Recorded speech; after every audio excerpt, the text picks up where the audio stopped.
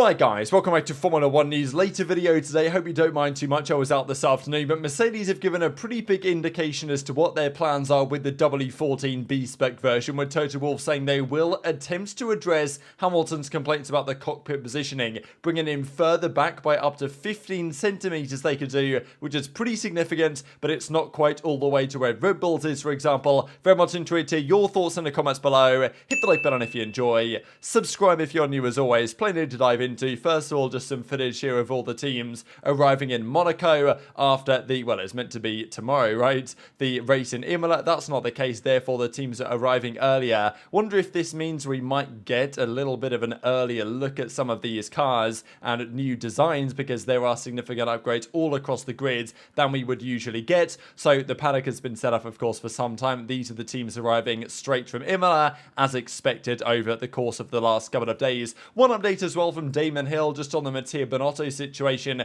formerly team principal at Ferrari. There's been recent rumours, actually, that Alpine have potentially looked at Binotto's services, just because Lauren Rossi, the CEO at Alpine, Otmar, they don't seem to be getting on particularly well. There's friction going on over there. There's rumours they talked to Binotto to say, hey, do you want to be our team principal next season, or whatever the case might be. However, there's rumours that maybe that won't happen. Could Binotto even return to Ferrari as like a technical role, which I think a lot of people thought would make sense. I was surprised in a way that he was completely ousted, but I guess he'd graduated into the team principal role, and therefore getting demoted again effectively probably wasn't on the card. So I wonder where Binotto will go, but certainly a valuable piece from a technical department. Just didn't really have what it takes, I think, from a team principal perspective. Also, the confirmation of the rest of the grid from the team at Redline at Real Racers Never Quits, effectively Imola Grand Prix virtual replacement. It's pretty much Verstappen and the entire F2 and F3 field. It's pretty much what the field is here. So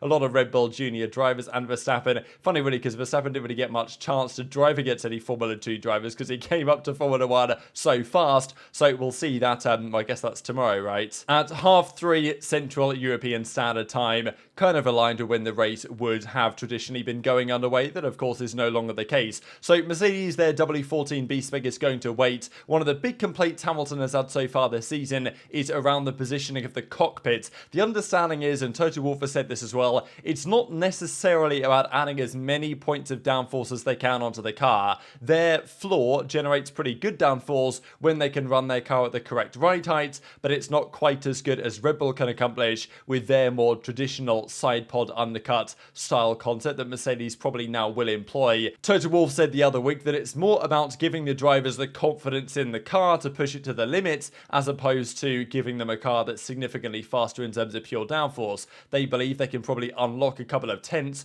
just if the drivers are more confident in their machinery than they presently are, especially in qualifying trim, where Hamilton especially has so far relatively struggled. So we know the new version of the car is coming relatively soon. The big point that was made, right, is that yes, it's not going to catch up to Red Bull immediately. Maybe it won't even further down the line, but at least it's going to give them a chance to try and do that. This, though, is one of the key complaints. This is the RB19 at the top. This is the SF23, the Ferrari, and this is the W14. This line indicates where the front of the driver's helmet is and the relative cockpit positionings. Now, the Mercedes is significantly further forward than any other team on the grid. The Red Bull is pretty much as far back as any team has it, and you can see that compared to a normal car, when you'd obviously be pretty much near the front of it, the drivers are further back than would be the case there. But of course, there's the engine to fit into the car. There's all the, suspension and stuff, the gearbox at the rear of the car. So this is where the drivers end up. Now, on the Mercedes, he's quite significantly closer to the front of the car than the other drivers are. And Hamilton effectively has said it's really frustrating him to drive because he feels like he has no feeling as to what the rear of the car is doing. If you're closer to the middle or slightly further back, as the other drivers on the grid tend to be, then Hamilton has a better feel of the rear. As he says here, I don't know if people know, this is back at the end of March, he mentioned this for the first time, our cockpit is too close to the front. When you're driving, it feels like you're sitting on the front wheels. One of the worst best feelings to have when driving a car, changes what you perceive as the attitude and the movement of the car, and it's harder to predict what it's going to do compared to when you're further back and you're sitting more central, something I really struggle with, he said at the time. And this might have been one of the points he made to the team over the winter,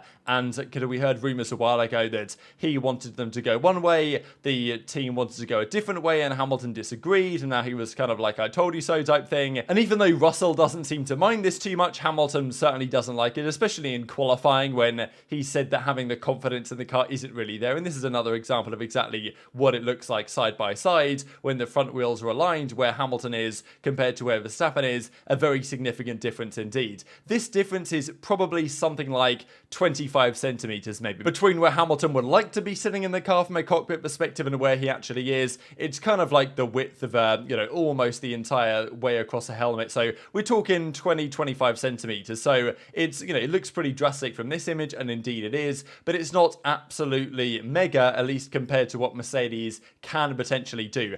The reason why they've done this, by the way, I think the understanding is from engineers that have thought about this, the way they've positioned their side pods, the zero pod concept again, and the way they've structured how this entire section of the car behaves and is created means the cockpit has to be further forward. The side pods being thinner, exposing more of the floor to the open air to try and gain more downforce that way. They've had to change some things about the geometry of their car that's forced the cockpit further forwards, to so much an extent that Hamilton is not happy with it and wants it to be changed. So obviously Toto Wolff has heard about this and decided, all right, we're going to try our best. But they don't have the money to introduce a brand new chassis. They can't just come out and create an entirely new car which looks like the Red Bulls. That's not going to happen. But the good news for Hamilton is that they can make some tweaks. This is what Toto Wolff says. You can vary the cockpit position by between 5 and potentially up to 15 centimeters. We're a little further up than that, and that's what irritates Lewis and has irritated him for the past year. We don't know how much of an impact it has, but you have to take the feedback from the drivers seriously. We don't think it's a big problem from a technical point of view. We're looking at the big concept of the driver position in the cockpit. Obviously, that's one of the most important things, not just in terms of weight distribution, or shall we say the rational reasons like weight distribution, aerodynamics and so on, but also where the driver has the best feeling in the car. So they reckon pretty much here that 15 centimeters is potentially the amount of leeway they have. They can't change the chassis, but in terms of the design of the cockpit and moving a couple of things around that they potentially can to bring that slightly further back, that's probably what they're going to try and do. To give Hamilton more confidence in the car, and you can understand why they would pursue something like this, is 15 centimeters enough? As I just mentioned, this gap is probably something like 20-25 centimeters. So 15 centimeters would be quite a long way, and I think 15 centimeters further back would pretty much put them in line with what most other teams have. As I say, Red Bull is probably the furthest rearward of anyone, to be honest. Most teams are somewhere in between, probably slightly closer to the Red Bull positioning than the Mercedes positioning, but nonetheless pretty similar. So if they could achieve that, whether that's even achievable in the near term, whether this is something they will bring down the line in maybe Silverstone or even Canada or something around there, if they can try and make these tweaks, that would definitely give some advantage, I think, to at least Hamilton's feeling and confidence in the car. Whether it's a game changer, of course, is difficult to say. But even if Hamilton could just find himself in a position where he'd expect to find himself and is pretty much average for the field, I think that would be very much beneficial for his success for the rest of the season. And speaking of this, right, Hamilton, of course, drove in some of these much smaller cars back in the day. We saw today, right, the 2005 San Marino Grand Prix was actually being streamed live by Formula One. So it was quite an interesting look back into the past, really, with the refueling, the single tyres for the entire Grand Prix, and all the, kind of crazy circumstances that Formula One used to be back then. No timing screens on the left-hand side, so you had no idea where people even were during the race. Pretty remarkable stuff. But these were the cars, pretty similar to the cars, at least, that they were using back then. Cam actually comes up with a really interesting side-by-side here, comparing the modern-day cars to the 2003 spec cars. From this angle, it doesn't look too dissimilar, but from this angle, you can really see how much smaller these thinner and shorter these older cars were. This is another side-by-side angle that I suppose if I just bring up like this, you guys can see a little bit more clearly. So, I mean, yeah, these are the 2023 spec. This is what it looked like back in 2003. It's pretty much a night and day difference. And yes, obviously this is designed, it's got the halo, which it didn't have back in the day. But this is trying to show what the modern cars would look like if they were smaller as they used to be, with a lot of the safety features that we currently have. So I almost feel like this is the ideal. I know that for safety reasons, they probably will keep the cars bigger than this, but come 2026, I think we would generally love to see cars that looked a little bit more like the left than the one on the right, which looks like an absolute monstrosity, to be honest, when you see it from this particular angle with how large they are. And just one final thing to close out the video here, a couple of comments from McLaren. Zach Brown gave an interesting statement saying that their start of the season is actually not as bad as it looks. It's probably not as bad as it looks from a sponsorship perspective because they've managed to slap a load of those onto their car. But let's be honest here, McLaren's start of the season has been woeful, and without all the drama of Australia, because they ended up with some decent points haul that race because they got double points finish, I'm pretty sure, after all the chaos of the Alpines and everything. If that doesn't happen, if Gasly doesn't crash into Ocon, then they probably have like 5 points this whole season. Like, it would be absolutely tragic. They have only like 14, so it's not looking great. But I think if anything, they've been blessed for their season to look as good as it does, which is definitely saying something because their performance has not been good. In fairness, I do still feel like their car is slightly better than it's shown so far.